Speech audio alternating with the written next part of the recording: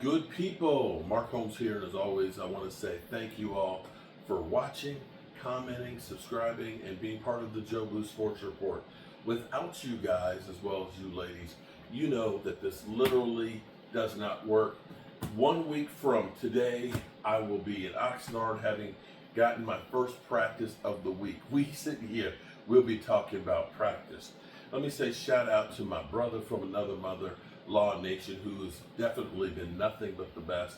Been there in Oxnard since the 25th and handling business and bringing you guys great content and things. Couple of things here. One, Pretty Ricky. Oh damn, I fumbled it. Pretty Ricky on Twitter, who has been right about a few things, says that the Cowboys and CeeDee Lamb are close and that the deal could be done at any moment now. I hope he's right on that. I would love to see CeeDee Lamb in there. I would love to see him in there by the end of the week because I'd rather see him get a lot of work and stuff in training camp and things, although getting some of the younger guys, some of the reps, will be good. We know Sam Williams has a torn ACL and MCL knee injury.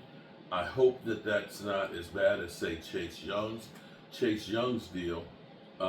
He ended up blowing out his knee to the point where they took part of his patella tendon, which is what holds your kneecap in place, basically to get the ACL for his knee.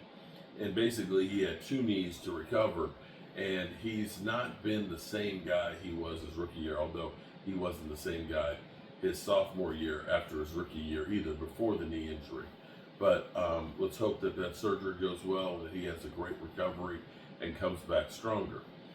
The good news here that we're having is some of the younger guys that we have that we need to play well. Let's be clear here. We need to have our young guys come out and play well. And thus far, Marshawn Kneeland seems to be the real deal. And I hope, I've been looking for so many years for somebody to break out of the dreaded second round picks. When you go down through, and I was going through, I started to do a video on it, but we had so much other stuff that was going on. You go through and you look at the Dallas Cowboys second round picks in the 2000s, there's not a lot of winners in there. You got like Sean Lee, you got Diggs, you got D-Law. I guess you could say Connor Williams was decent for us, but that's it. Because littered in there, we have guys like Tristan Hill, Jalen Smith, who was really good for 1 year. We got Boss Man Fat, Kevin Joseph. And the jury's been out, of course, with Luke Schoonmaker, who hasn't been able to stay healthy thus far, knock on wood. He has thus far, but I haven't heard anything good about him as far as practice goes as of yet. But Marshawn and Sam Williams, now Randy Gregory light, because sometimes he would make some boneheaded mistakes.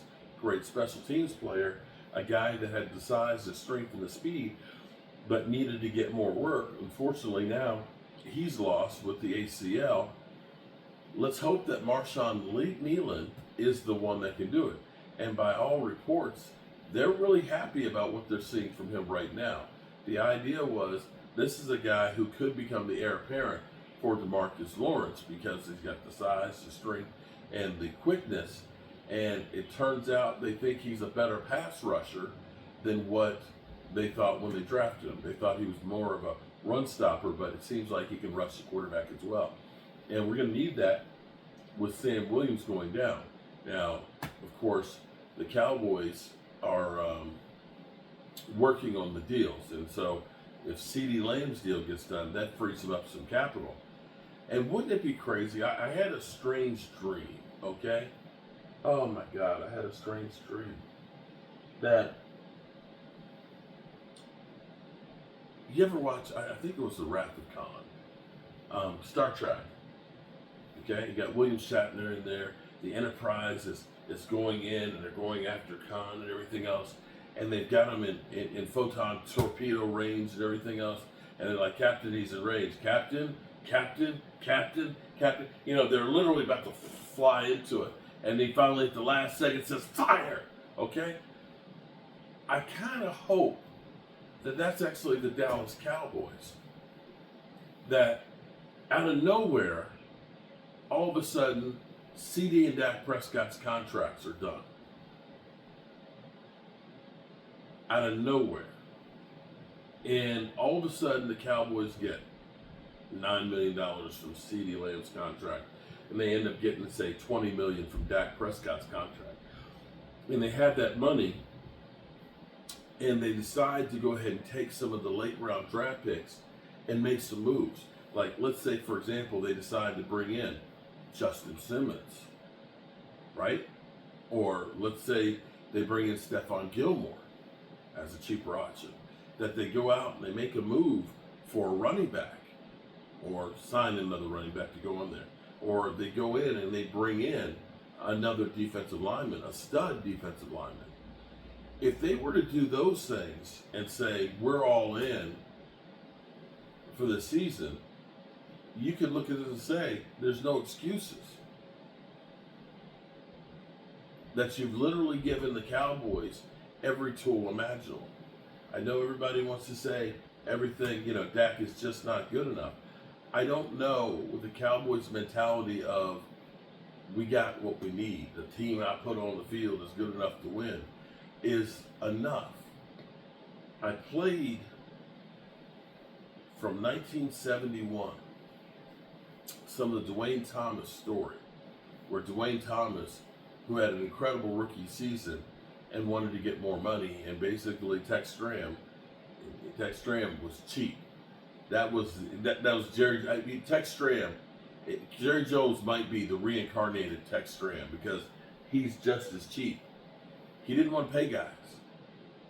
And that led to Dwayne Thomas literally not speaking to anybody during the season. It probably shortened his career because he was an incredible talent. But the Cowboys soured the well with him. And I hope that doesn't end up happening with CeeDee and with Dak, and that they decide we really are going to go all in. We are going to try and get ourselves a few players, a few ringers to help us get over the hump.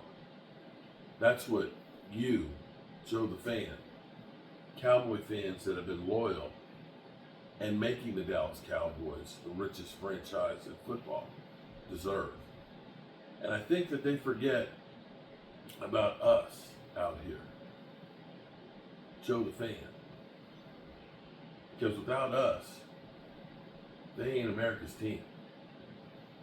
Remember that, Jerry and Steven. So,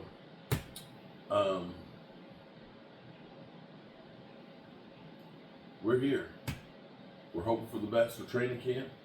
We hope we don't have any more injuries, major injuries. We can't afford any. And we hope that we have the best team possible.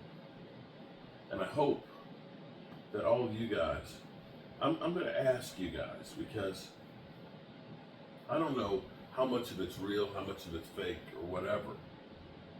But Cowboy fans, actually people,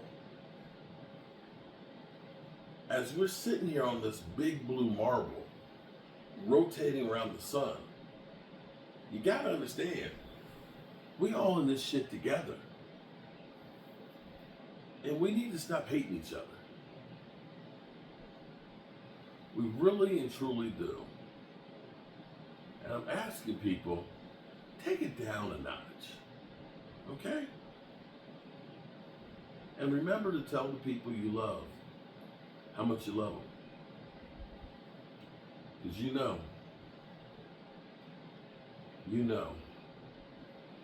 that life is short and life is precious. Good night, good people.